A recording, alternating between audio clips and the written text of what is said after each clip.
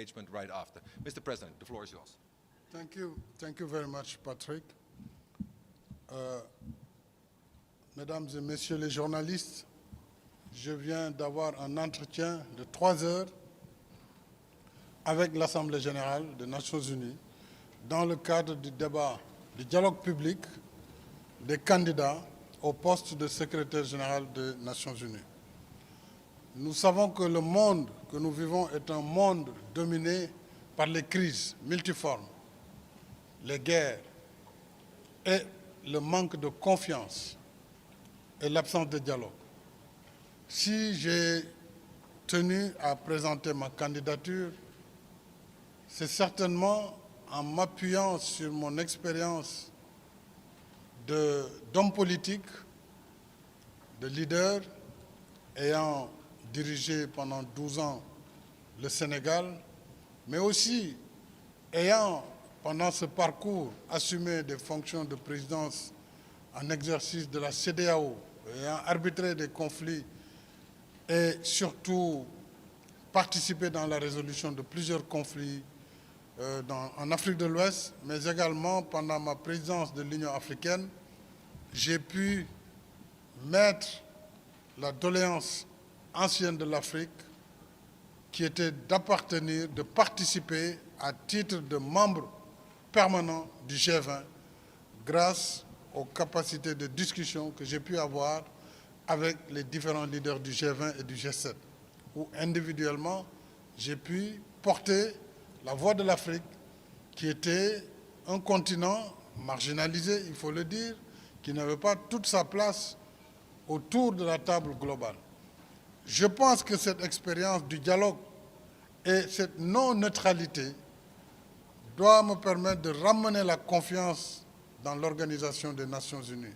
La seule confiance qui pourra nous permettre de dépasser la crise financière, crise de liquidité, de réformer également l'organisation en relation avec les États membres, mais de faire le maximum qu'on pourra faire pour éviter les doublons et augmenter les capacités et l'efficacité de notre organisation.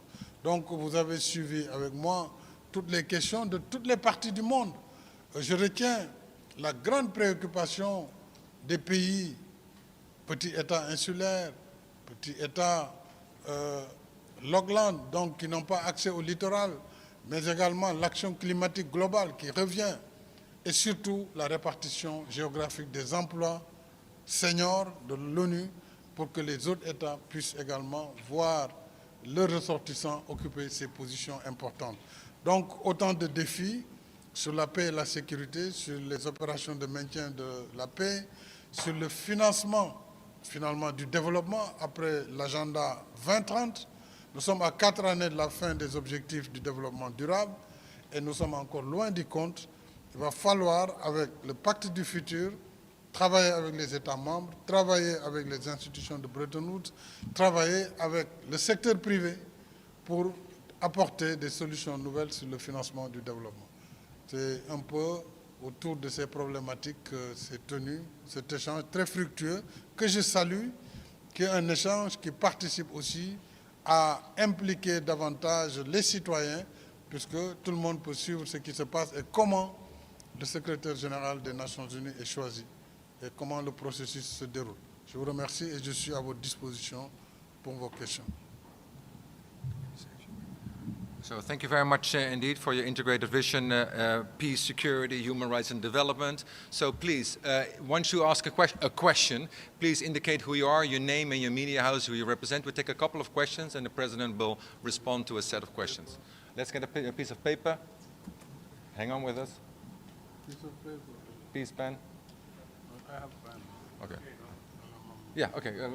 Thank you. Thank you very much. This is exactly how the new Secretary General and the media wish to collaborate. And it also gives you the right for the first question. So. Do you need a pen? Yeah, okay. Take a couple of questions. Thank you.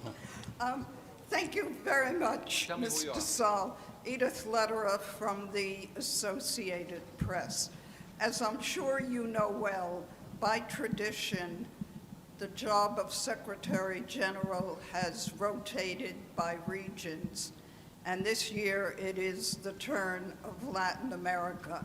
So I wonder if you could tell us why, as an African, you decided to throw your hat in the ring, and I would appreciate it if you could answer in English. Yeah, okay, I will try.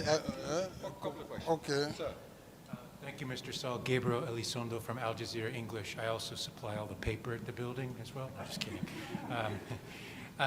My question is, if you were Secretary General today, what would you do today to stop the war between the United States and Iran if you were the Secretary General today? Thank you very much. I try to Associated Press. First, let me tell you, nowhere, Madam, in the Charter, you will see the regional rotation. It is not in the Charter. This is first.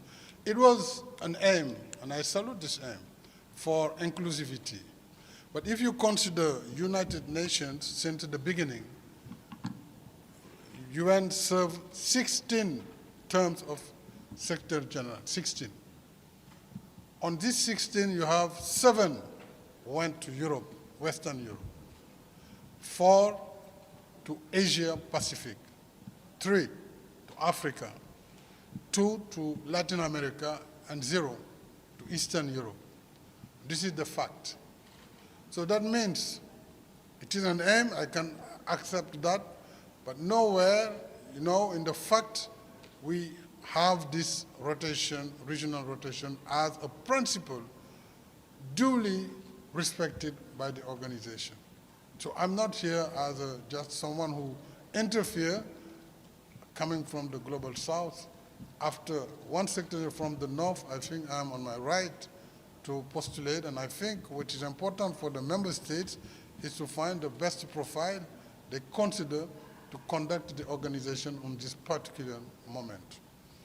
For Al Jazeera, what I can do to stop the war between US, Israel, and Iran is first to support strongly the mediation of Pakistan and to encourage the United States, particularly President Trump, to keep this ceasefire and to give the chance and to call for the Iranian authorities also to give the chance to found a definitive agreement for the stability of this region.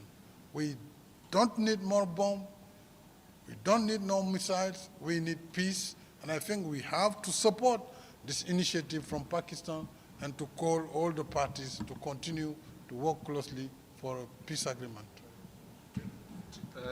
2 more questions, please. Madam, and then sir.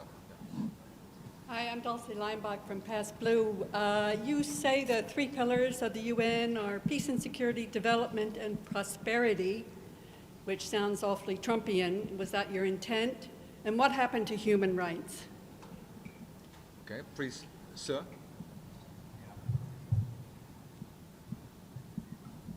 Stefano Vaccara, La Voce di New York, Ital Press. Mr. President, I don't know if you are superstitious, but never before somebody here became Secretary General with not the support of its own country. And apparently, Senegal government is not supporting your candidacy. So, you know, you think that you can actually be the first one to become Secretary General without the support of your country? Let's take a 3rd question. Someone else? Madam? Thank you, Mr. President. My name is Noreen Hussain with IPS News.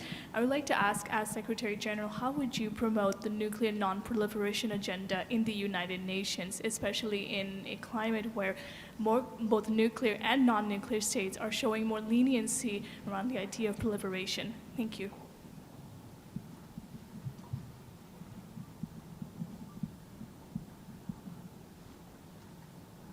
Okay, thank you very much. Maybe what I said in my vision, we have 3 pillars. The 3 pillars, as we know that peace and security, pillar number one. The second is human rights, and the third is development. Then I talk about the reform as a global aspect. Human rights is in the key pillar of our action, and I think I talked today a lot about that, and even the way to increase the budget we can put on this chapter about human rights, and also protecting more populations, and particularly youth and women. So it is in the three pillars, absolutely. What is the reference to prosperity about? The prosperity is linked to security. I said we have to have an integrated approach on security and peace, but with prosperity and development.